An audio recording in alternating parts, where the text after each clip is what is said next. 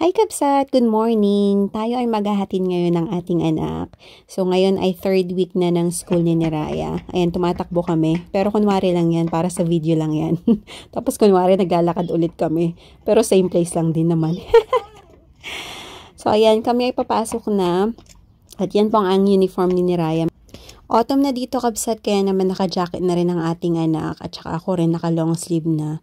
So ito pala yung lagi namin dinadaanan everyday ni Raya. Ang lalaki ng mga bahay dito Kabsat, akala nyo. Tsaka medyo malang bahay dito.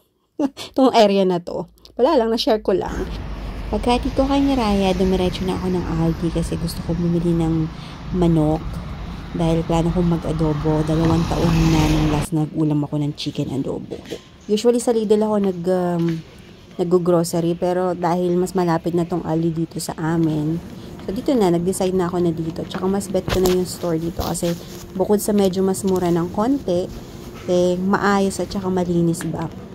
So naghanap ako ng chicken. Ayan, bibili tayo ng medium chicken. So ang medium chicken dito Kabsat is 3 pounds 67 yata yun. O 3 pounds something, almost 4 pounds. So i-times nyo na lang siya sa 70, yun yung presyo niya. Excited na talaga ako magluto ng chicken adobo kasi sa totoo lang, kagabi ko pa siya iniisip na gusto ko mag-ulam ng chicken adobo bukas. Ito na nga. Charan! Ready na tayo magluto! So, ang style ko ng magluto ng chicken adobo Kabsat is unahin ko muna yung bay leaf and then black peppercorn and then garlic. Tapos, kiwar-kiwar tayo lang ay tabasate. Ayan, sige, halu-haluin lang natin.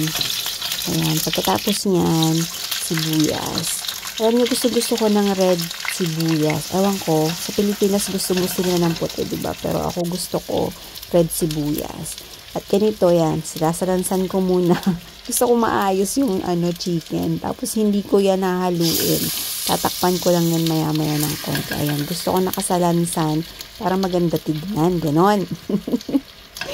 Ayan, takpan na natin. And then, eto na. Charan! Ilagay ko na yung toyo. So, yung toyo, parang organic yata na toyo yung gamit ko dyan. Parang ganon. Binili ko sa Amazon. Tapos, ito Kabsat, asparagus yan. Pero pwede nyo nilagyan ng beans, ganyan. O kaya utong kunada to Ilocano. Ako, pag nag-adobo, gusto ko may green chili din siya para maanghang-ahang ng konti. And then, squeeze off lemon, 1 piece of lemon. Pwede rin kalamansi, masarap. So, instead na suka yung gamitin nyo, ito yung gagamitin nyo. I-try nyo kalamansi o kaya lemon Kabsat. Nako, ang sarap. Maniwala kayo sa akin. Ayan, bisbisinak dito yun Kabsat, sa totoo lang. 10:00 pa lang ng umaga, ah. So, ito na, moment of truth. Charan! Pero hindi, alam ko masarap yan. Kasi ako nagluto niyan.